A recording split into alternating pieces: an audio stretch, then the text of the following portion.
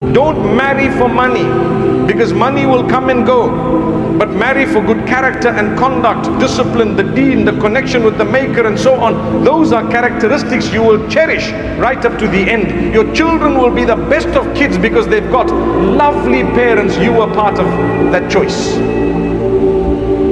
Sacrifice.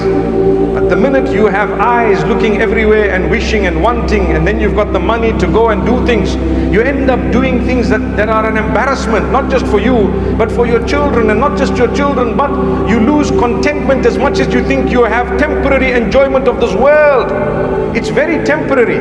May Allah protect all of us. The temporary enjoyment, if it comes in the displeasure of the Almighty, you're not going to go far in life. Just be disciplined. You go home early, you put your phone aside, and you look at the people around you and you express your love, your respect. You serve them, you help them, you smile with them. That is what Allah wants from us. May Allah grant us happy homes once again.